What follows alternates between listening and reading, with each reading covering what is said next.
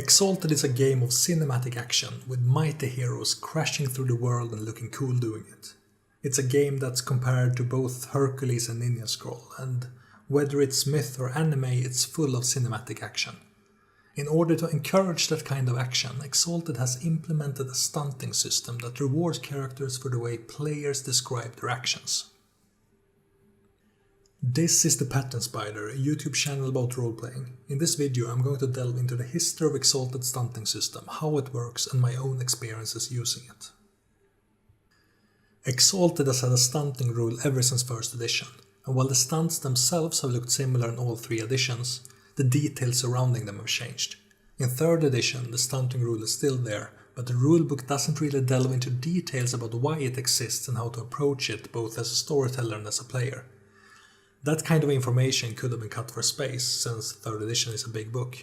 It could also have been something that was just implemented out of reflex, since the stunting have been with the game line since its inception. I wasn't involved in writing the core book, so I can't speak for the developer's intentions. I do think that something was lost along the way though, because 1st edition went into such great detail about why it added this rule that's now become one of the staples of Exalted. So why is stunting one of the staples of Exalted? The 1st edition rulebook discusses stunting at length. It points out that Exalted is a storytelling game and not an engineering problem, and rules tend to force players to choose between making an efficient choice of action and making one that's dramatic and fun. Role-playing games, according to 1st edition, tended to punish players for wanting to do what was dramatic and fun in favor of doing what was most effective.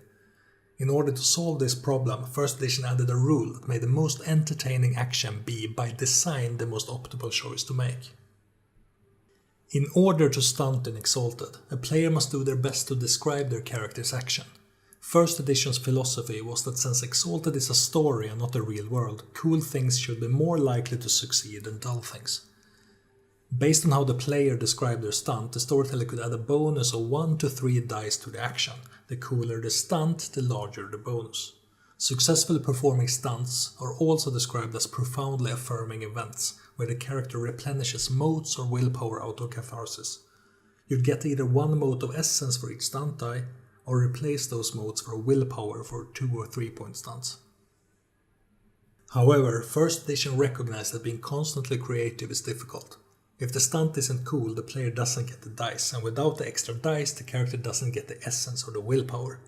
In order to avoid letting coming up with stunts turn into a chore, 1st edition recommended that the storyteller and the players communicate about what they expect from stunts and what kind of stunts they think are cool.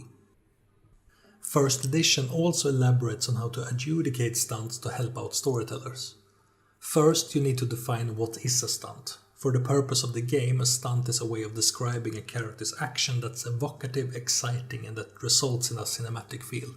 It's a mechanical incentive for players to do crazy and exciting things and to make their descriptions of the character's actions more lively than "I hit him with my sword." 1st edition recommends that a 1-point stunt is when the player puts some effort into describing the action. They illustrate the action by speaking to the senses rather than just making a statement. The point is that you're trying to make combat easy to imagine and full of powerful images. Reward creativity and involvement. For a 2-point stunt, the player should integrate the description into the ongoing scene. This involves interaction with the scenery or to make ongoing events in the scene a part of the action. The 2-point stunts, according to 1st edition, take the action away from something that could be happening in a bare room someplace in order to firmly ground it in a living, breathing scene. When it comes to 3-point stunts, there are no firm guidelines. 1st edition describes them as visual poetry, the kind of thing people will remember and talk about for years to come. 1st edition goes on to mention stunts as insurance, and how when a player describes a stunt, they are either going to be in a desperate situation or be doing something that could, if it failed, get them killed. The storyteller should be aware that when awarding a stunt bonus, they are also awarding the player a life insurance policy. According to 1st edition, it's an implicit fact when it comes to stunting that failing the roll won't kill the character. Sure, it shouldn't take the danger away from combat, but if the player describes a stunt where they cut a rope bridge from underneath their feet, grab onto it and use it to swing into the safety of the cliff while their enemies plummet to the rushing river beneath, then perhaps failing the roll shouldn't automatically mean that the character plummets as well. Failing the roll could still mean that the character swings over to the safety of the cliff, but that the enemies on the bridge also managed to grab on in time. The action was still a cool stunt, and though it failed, the player doesn't need to be discouraged from performing the action by any risk of death. Stunts are also described as a way of letting characters do the impossible. In some cases, depending on how the player describes it, a stunt could equal the effect of some charms. First edition didn't see this as a problem where evocative stunts intruded on charm space, but rather welcomed the idea as two ways of solving a problem. One is a magical way and the other is supreme skill and panache, at least when it comes to Exalted. First edition points out that the storyteller should limit stunting for mortal characters if the stunt wouldn't make sense within the setting itself. It also pointed out that while storytelling characters can stunt, adjudicating stunt bonuses for yourself can get tricky. Avoid giving stunt bonuses to anyone but the important characters, and either give yourself the stunt bonuses or have the players determine them for you. Be just as strict awarding stunts to yourself as you are to your players. The second edition rulebook mentions that the out-of-game rationale for a stunt bonus is that well-described actions keep the game interesting for everyone and help the storyteller set the scene. The in-game rationale is that stunts represent the capacity of epic heroes to be truly spectacular when they take risks and act like heroes. Apart from this, the stunt rewards are similar in second edition as they were in first edition. 1-point stunts require a good description of an action and the player gains +1 die. This action could border on the impossible, with the character running across the heads of people in a crowd or deflecting an arrow with their sword. 2 points, according to second edition, require that the character interacts with the environment in some notable fashion. The character takes advantage of the scenery as the storyteller has described it, and doing so gets +2 dice. This action may perform dramatic editing that doesn't contradict the details of the scene.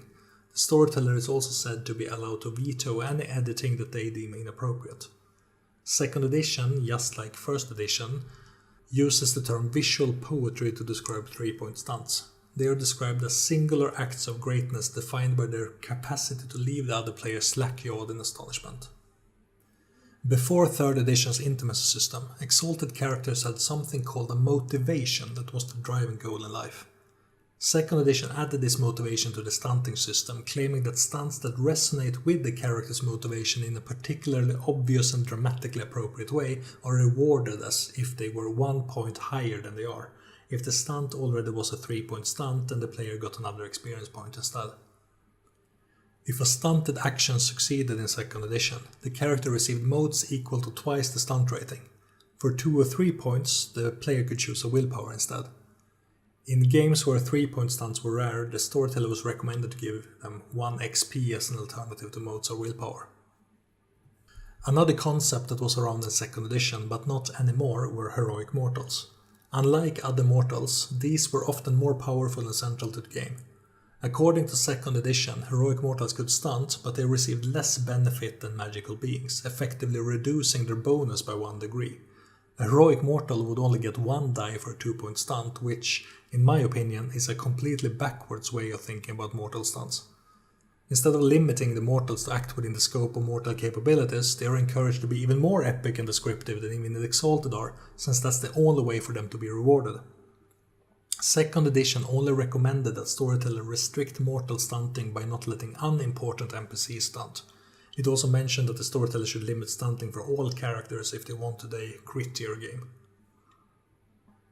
While second edition at least went into some detail about the stunting system and how to use it, it missed or omitted most of first edition's stunting philosophy, and it completely failed when it came to mortal stunting by encouraging mortal characters to be more epic in scope when it should have restricted them from being too epic like first edition did.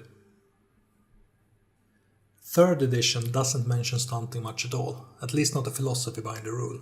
It mentions that for an action to qualify as a stunt, it must fulfill 2 criteria as approved by the storyteller. It must be cooler than a basic declaration of intent, and it cannot be boring. With boring, it means that stunt descriptions should avoid being repetitive. What I think third edition did right was the way it handled stunt dice. All stunted actions give +2 dice, with 2-point and 3-point stunts also giving 1 or 2 automatic successes respectively, as well as 1 or 2 points of willpower. Static values are increased by 1 for 1-point stunt, by 2 for 2-point stunts, and by 3 for 3-point stunts. Because I've been playing 3rd edition primarily on play by post, I like being able to tell my players to just assume the +2 dice as long as they are descriptive, and then I can add the additional successes at my leisure. 1-point stunts are described as simple descriptions, while 2-point stunts are still described as standing above and beyond other stunts. They are intended to represent actions that stand out memorably as a highlight of the scene. While the term visual poetry isn't used in 3rd edition, that's what 3-point stunts really are. That hasn't changed.